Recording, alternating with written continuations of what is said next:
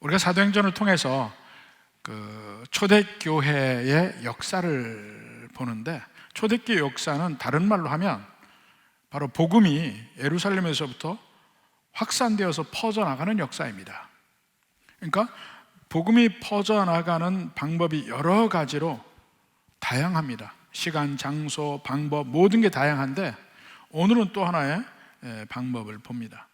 초대교회는 예루살렘이 중심이 되어서 그 120명의 성도들이 그 마가의 다락방에서 성령의 능력 주심을 입고 복음을 증거합니다. 폭발적으로 성장하지만 결국 거기는 핍박을 받아서 나갈 수밖에 없게 되죠. 그 나가는 대부분의 사람들이 평신도라고 그랬습니다.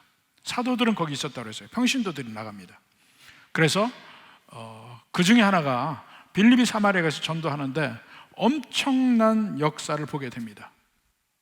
빌립은 애초에 예루살렘 교회에서 구제를 하다가 문제가 생겨서 그 유대파와 헬라파로 나눠 있는데, 그 헬라파 사람들이 차별당한 데에서 오히려 그쪽 사람들 중에서 7명을 뽑죠.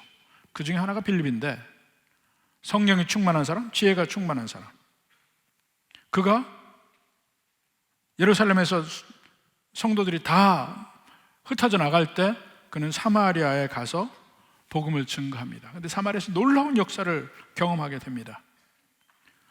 수많은 사람들이 예수님을 믿고, 또 그가 귀신을 쫓아내고 병을 낫게 하고 이런 일들이 막 벌어지니까 정말 재밌죠. 그런데 바로 그때에 거기서 재밌게 복음을 증거하고 있는데, 그때 하나님께서 그에게 광야로 가라 합니다. 광야로. 그때 벌어지는 이 장면, 이제 새로운 단계로 접어드는 복음의 확장, 이것을 우리가 보게 됩니다. 한번 26절부터 볼까요? 주의 사자가 빌립에게 말하여 이르되, 여기 주의 사자라고 이야기했습니다. 사실 주의 사자가 누군지는 모르죠. 천사일 수도 있고, 뭐 천사일 가능성이 제일 많죠. 아니면 성령일 수도 있고. 사실 이 구약 성경에서는 천사라는 말이 나오는 게 아니고 항상 하나님의 사자라고 얘기 나옵니다. 근데 구약 성경에서 보면 하나님의 사자는 천사이거나 아니면은 육체로 오시기 전에의 예수님, 그래서 하나님 자신, 이렇게 얘기를 하는데, 바로 여기서는 아마 성령님이나 아니면은 천사를 통해서 이야기하지만 역시 하나님이 하시는 말씀입니다. 빌립에게 말하여 이르되, 일어나서 남쪽으로 향하여 예루살렘에서 가사로 내려가는 길까지 가라 하니 그 길은 광야라. 한참 열심히 잘하고 있는데 성령께서 이야기합니다. 일어나라. 자리를 털고 일어나라. 그리고 남쪽으로 가라. 사마리아는 이스라엘의 북부 지방이거든요. 갈릴리 바로 밑에 지방입니다. 근데 그 사마리아 전체 지방에서도 사마리아 시는 북쪽에 있어요. 그 사마리아 그 옛날 그 이스라엘의 수도인 사마리아는 좀 북쪽에 있습니다. 근데 거기서부터 내려가라는 건 남쪽으로, 어디까지 가냐면 가사로 가는 길에 광야. 근데 광야까지 가려면 한 100km가 넘게 걸립니다. 그러니까 사마리아에서부터 세겜 쪽 베델, 기브아, 예루살렘, 베들레헴, 헤브론까지 내려와서 거기도 계속 산지예요. 오르막 내리막 오르막, 능선길이지만 오르막 내리막 있습니다. 굽이굽이 갑니다. 헤브론에서부터는 쭉 내리막길로 내려옵니다. 그래서 부엘세바까지 가고 헤브론으로 내려와야 이제 사막 지역이 있는데 바로 그쪽인 것 같아요. 한참 막 북적북적하고 사람들 막 이제 예수님 믿고 교회가 세워지고 봉사가 되고 막 그 부흥하는 교회인데 갑자기 성령께서 남쪽으로 가라. 뜬금없이 빌립은 남쪽으로 갑니다. 능선길을 따라서 족장길 지나가서 광야로, 거기는 아무도 없어요. 사람이 없어. 사마리아는 사람이 많은 곳에 그래도, 근데 광야길은 아무도 없는 데를 걸어가는 거예요. 그때 빌립이 어떻게 생각했을까요? 며칠 동안 그러니까 한 3일 정도는 걸릴 것 같은데, 그 3일을 가는 동안 사람이 점점 없는 곳으로 가요. 나중에는 아무도 없는 곳에 가요. 도대체 여길 내가 왜 갈까?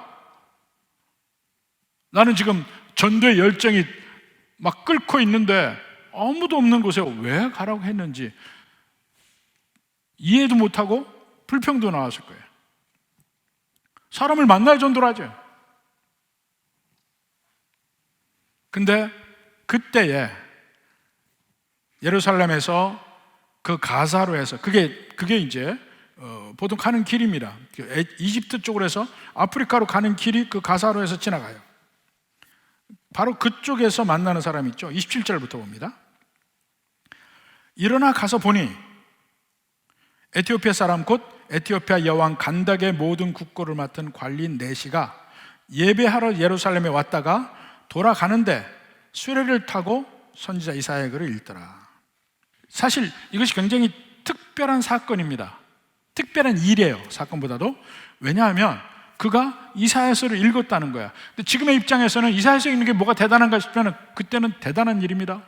성경이 없었어요. 신약교회에 와서도 성경이 없었습니다. 물론 신약 성경은 그런 양피지도 있지만 주로 쓴 것이 파피루스에다 썼어요. 파피루스 종이에요. 그래서 잘 없어지기도 하고 사본이 많기도 하고 합니다. 근데 개인이 성경을 읽을 수가 없기 때문에 유대인들은 안식일 날 와서 예배 드리는 가운데 성경 읽기가 있는 거예요. 그 성경방에서 두루마리를 가져와서 성경을 읽어요. 바로 예수님도 그 가운데 성경을 읽는 거예요. 그래서 쭉 이렇게 읽어가고, 아니면은 그 회당에서 이제 성경 외우기를 시킵니다. 외우기를 시켜요. 그렇지만 개개인이 성경을 가질 수는 없어요. 초대교회 중세까지 와서도 개인이 성경을 가질 수는 없습니다. 그래서 이 초대교회 중세교회까지만 해도 그 교회에 성화들이 많이 있어요.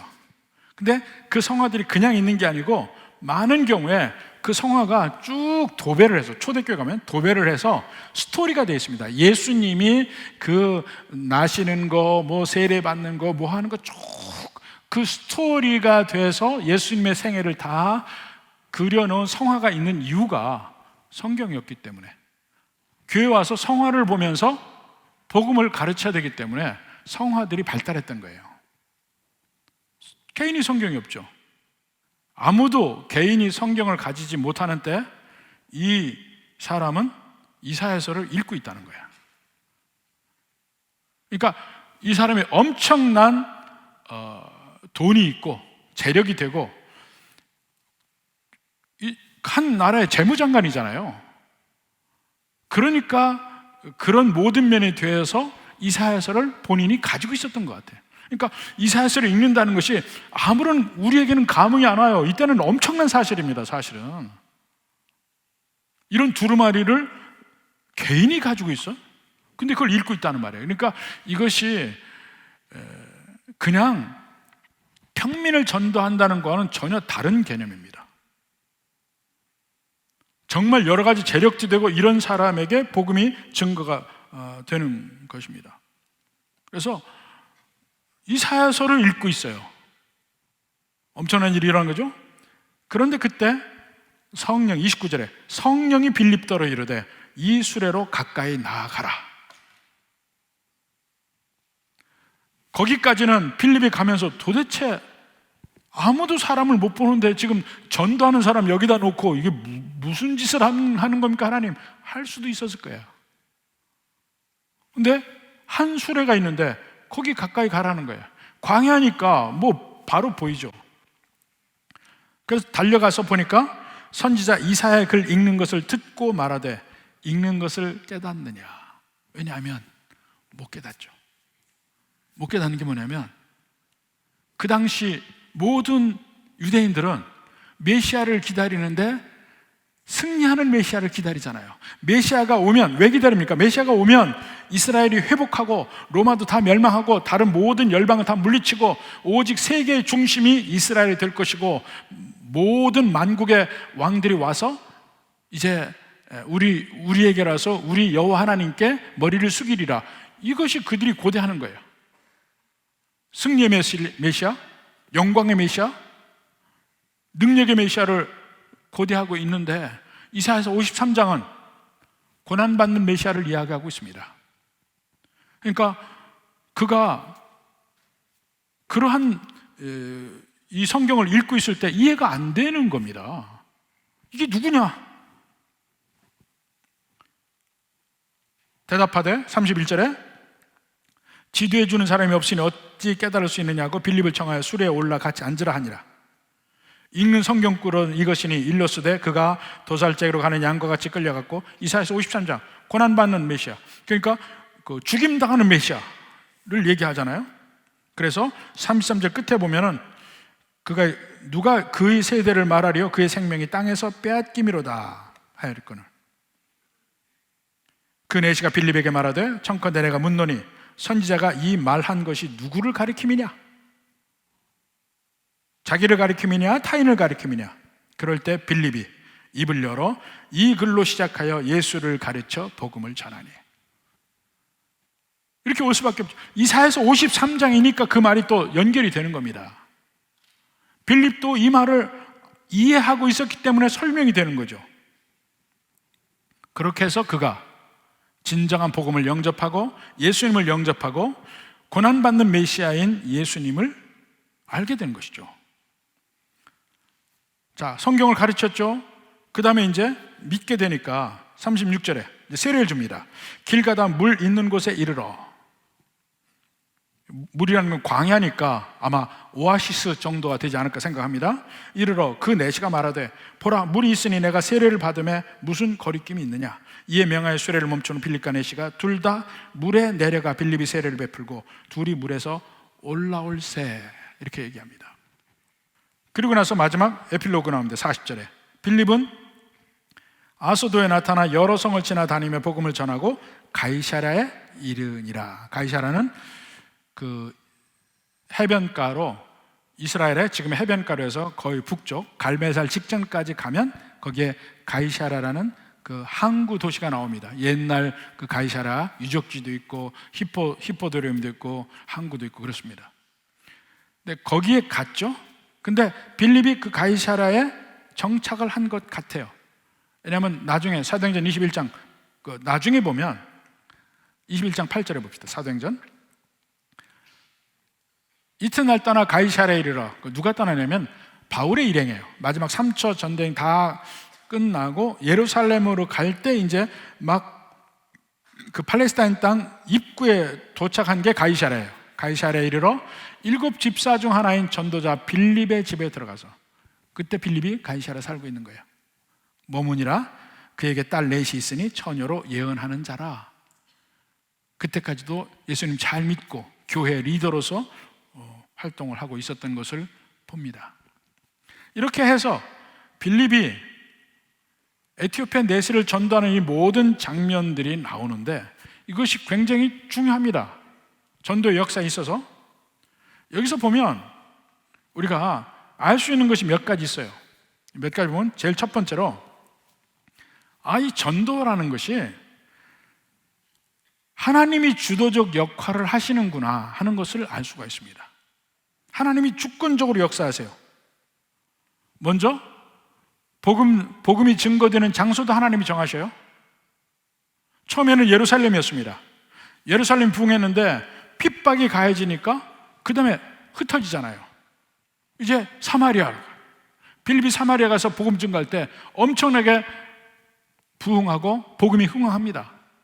그런데 그때 갑자기 또 주의 성령께서 빌립에게 가사 쪽으로 가라는 거예요. 광야로 가고 쭉 빌립이 그 성령의 인도하심을 받아서 가이사랴까지 가는 광경이 하나님이 인도하시는 걸 봅니다. 또 전도의 방법도 다양합니다. 사마리아에서는 한 번에 여러 사람에게 전도한 거예요. 여러 사람이 모였을 때 복음을 선포하고 거기서 놀라운 기적들도 나타나고 이런 일들이 막 벌어집니다. 그렇게도 전도할 수도 있고, 이제 강력한 성령의 능력이 막 나타나요. 근데 광야로 가는 길에서 만난 그 에티오피아 내사를 전도할 때를 보면 그때는 한 사람을 전도하는 개인 전도야. 능력이 나타난 것도 아니에요. 개인 전도하고 성경 공부하고 1:1 성경 공부해서 그에게 복음을 받아들이게 합니다. 그리고 세례까지 주잖아요. 능력이 나타난 게 아니에요. 이렇게 다양한 방법으로 복음을 증거하게 합니다. 전도의 대상도 처음에는 유대인이었어요. 그 다음에 사마리아 사람이었어요. 심지어는 아프리카 사람이에요. 누구에게든지 복음을 증거하는 하나님의 방법이 있는 것이 그걸 우리가 택한 게 아니라니까요. 빌립이 택한 게 아니에요. 사마리아 간 것도 핍박당해서 가게 됐죠. 사마리아에서 광야로 간 것도 성령께서 인도해서 가셨죠. 거기서 또 떠나라니까 떠나서 가이사랴까지 가죠. 하나님이 정하시고 하나님이 인도하시고 대상도 하나님이 정하시는 거예요. 철저하게 하나님의 주권적 인도하심 속에서 복음이 증거돼요. 다 빌립이 순종을 합니다. 하나님 인도하신 대로. 그러니까 여기서 필요한 게, 순종하기 위해서 필요한 게 뭡니까? 하나님 뜻을 알아야 될 거 아니에요. 순종하는 자세도 필요하고. 어떻게 해야 우리가 하나님 뜻대로 순종하며 갈 수 있을까요? 우선 주파수가 하나님께 맞춰져야 되니까 우리는 기도해야 돼요. 근데 기도만으로 하나님께 주파수가 맞춰지는 건 아닌 것 같아요. 기도할 때도 보면 내 뜻대로만 기도할 수 있으니까. 소나무 하나를 뽑아야 기도의 능력이 나타난다? 그건 내 뜻대로 하겠다는 거지. 오히려 기도하면서 더군다나 스스로 낮춤이 필요합니다. 하나님께 주파수를 맞춘다는 것은 내 뜻이 아니고 내 뜻을 계속 비우면서 주님의 뜻에 관심을 가지려고 노력하는 거예요. 그게 심령이 가난한 자고 낮은 자고 겸손한 자예요. 그래야 비로소 그 뜻을 알 수가 있습니다. 사실 빌립이 순종할 때 그렇게 사마리아에서 놀라운 능력을 나타내고 수많은 사람들이 믿고 그에게 대단하다 하고 할 때 거기서 떠나서 광야로 가는데 아무도 없어요. 그 순종할 맛이 나겠습니까? 순종할 힘이 나겠습니까? 그게 아니에요. 그래도 순종하는 거. 어디서 그 능력이 나오냐고요? 낮아지지 않으면 나올 수가 없습니다. 그리고 복음을 증거하는데 보십시오. 누구에게나 해요. 예루살렘에서 유대인들에게 했죠. 유대인들이 상종하지 않는 사마리아의 사람에게 전도를 한 거예요. 상상하지 못할 일을 사실 한 겁니다. 그것도 하나님의 인도하심이죠. 서로 반대되는 사람이에요. 요새 말로 서로 남생이 등이요. 상종하지 않은 사람들인데 그것을 뛰어넘어 복음을 증거한 거예요. 마치 오늘날 보면은 선교사들이 일본에 가서 복음 증거하고 하는 거하고 비슷한 거예요. 결국 그러다가 또 광야로 가잖아요. 사마리아에서는 다양한 사람들, 특히 대중들, 평민들을 만난 거잖아요. 여러 사람 한꺼번에. 근데 광야에서는 전혀 다른 사람, 에티오피아 사람 만나죠. 그 사람은 일반 평민이 아니에요. 고관대작이에요. 성경까지 가지고서 읽을 수 있는 그런 종류의 능력 있는 사람이었어요.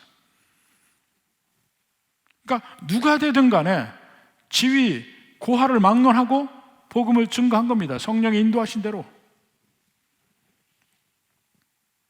그렇다고 해서 하나님의 주권과 인간의 순종이 꼭 같이 있어야 된다, 그런 개념은 아닙니다. 100% 하나님의 주권적 권한에 있습니다. 그 권한 안에서 사람을 쓰실 때 네가 거부하면 다른 길을 통해서 하나님의 뜻을 이루겠다는 것이죠. 근데 거기에 인간이 순종하고 합해지면 그 사람에게도 복이고 그를 통해서 하나님의 뜻이 나타나는 것 뿐입니다. 이걸 보면 전도라는 게 이렇게 되는구나, 복음 증거가 이렇구나, 우리 사는 삶이 어때야 되는구나, 이걸 여러 가지로 알 수 있어요. 우선 우리의 삶에서 결국 마지막 천국 갈 때 남는 거는요, 창세기도 우리 봤잖아요.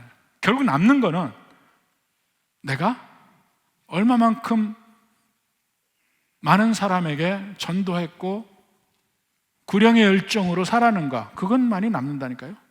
내가 여기서 아무리 높은 자리, 아무리 돈을 많이 벌고 아무리 내가 인기 있는지 뭘 하고 아무 관계 없어요. 생명을 얼마나 살렸는가, 그것만이 천국에 가서 남을 겁니다. 내가 하나님을 위해서 얼마나 헌신했는가, 그것만이 남을 겁니다. 그래서 필요한 것이 전도도 결단입니다. 결단, 순종의 결단. 어찌하든지 주님 뜻대로 하겠다. 근데 처음에는 사마리아 같이 막 전도할 때 많은 능력이 나타날 수 있어요. 근데 어떤 경우는 광야일 수 있다니까요. 거기서도 순종하느냐. 제가 요즘 안타깝게 생각하는 것이 전체적으로 그 영혼구원의 열정이 떨어지는 것 같아서 안타까워요.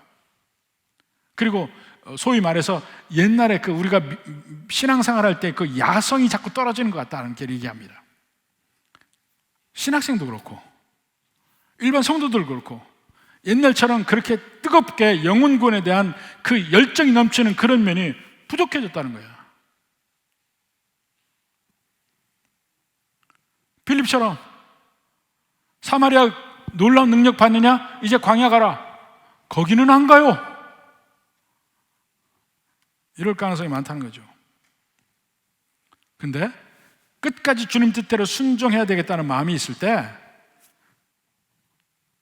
장소도 가리지 않고 사람도 가리지 않고 낮은 사람, 높은 사람, 다양한 종류 사람 있잖아요. 근데 저 사람은 전도해도 좋고 이 사람은 전도할 필요 없고 전도해서는 안 되고 이 사람은 전도하기 힘들고 이렇게 가리지 말라는 거야. 우리 씨 뿌리는 자의 비유 있잖아요. 씨 뿌리는 자의 비유가 뭡니까? 여러 종류의 땅이 있는데 다 씨를 뿌리잖아요. 예수님도 그렇게 했고 우리에게도 그렇게 하라는 거예요. 사람 마음 미리 판단하지 말고 그냥 뿌려. 거두는 일은 그 다음에 하나님께서 하시는 일이에요. 그리고 그 마음밭은요, 처음에 막 반발하는 사람들, 그 사람들 길바닥이다 이렇게 생각하지 말라는 거예요. 그거만 조금 지나면 그 사람이 진짜일 수 있어요. 사람 가려서 하지 말라. 또 하나는 전도를 효과적으로 하려면 성경 공부 좀 해라. 만약에 빌립이 여기서 이사야에서 그 내용을 몰랐다면 무슨 말을 하겠습니까? 그래요? 나도 모르겠는데요? 그러면 어떻게 끝났지? 예수님 어떻게 증거할까요? 온전히 하나님께 순종하고 어디든지 가겠다 마음 먹고 누구에게든지 전도하겠다는 마음을 먹고 열심히 성경 공부해서 이 귀한 생명의 말씀을 누구에게든지 나눠주겠다 이런 마음이 있을 때 하나님의 구원 계획 속에 나도 쓰임받고 나도 생명의 일에 동참하고 함께 그 가운데 복을 같이 누리는 은혜가 있는 겁니다. 부디 이러한 은혜가 넘쳐서 복음이 흥왕하는 우리 교회와 광주와 우리나라가 될 수 있기를 주님의 이름으로 축원합니다.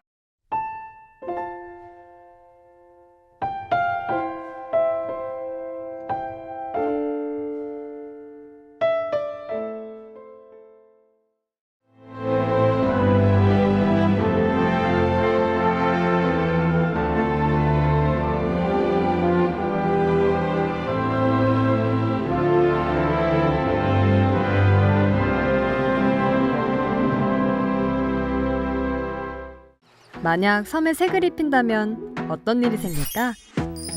섬의 변신, 마음도 상쾌하다. 보라색 여행. 마음이 설레는 노란색 여행. 내 마음에 주는 선물, 주홍색 여행. 또 다른 나를 발견하는 행복 여행. 신안군.